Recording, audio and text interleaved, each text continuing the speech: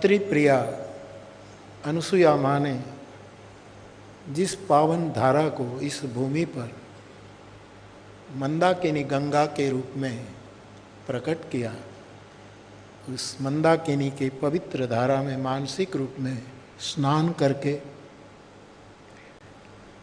यहाँ की इस भूमि की अप्रगट प्रगट समग्र चेतनाओं को प्रणाम करते हुए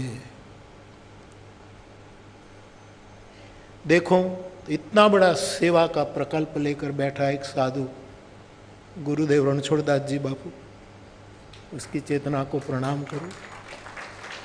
मेरे पर बहुत स्नेहादर रखते थे पंजाबी भगवान बापू और कितने ही संतगण, और भारत रत्न पूजनीय नानाजी देशमुख। मुझे ये प्रसंग याद है कि जब नानाजी ने राम दर्शनम रामायण दर्शन की योजना की और मुझे कहा कि आप आए, तब जिसकी जन्म शताब्दी हम मना रहे हैं वो पूज्यपाद युग तुलसी पंडित राम किंकर जी भगवान भी थे, मैं था नाना जी की अगवानी में, और उस समय के हमारे राष्ट्र के रक्षा मंत्री जॉर्ज फर्नांडिस साहब थे। तो ये भूमि कितनी चेतनाओं को अपने आप में समेट कर, और सीताराम जी चित्रकूट छोड़कर तो कहीं गए ही नहीं।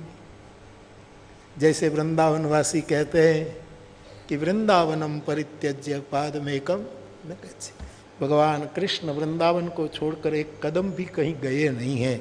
वैसे चित्रकूट सिय रघुवीर विवाह बिहारू, ऐसी ये पावन अति पावन भूमि। मुझे याद आ रहा है कि अयोध्या में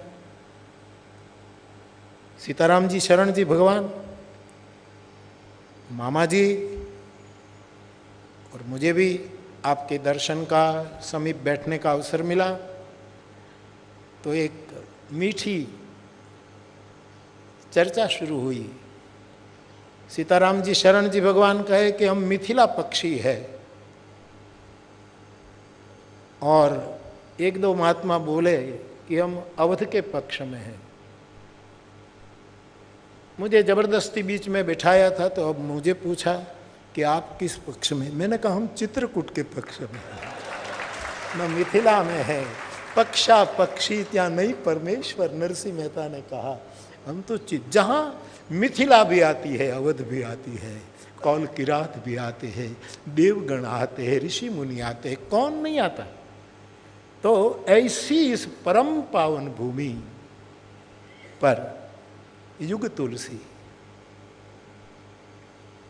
परम पूज्य राम किंकर जी महाराज की 5 प्रकार की चेतनाओं को मुझे प्रणाम करना है। ये 5 चेतनाओं को मैं प्रणाम कर रहा हूं।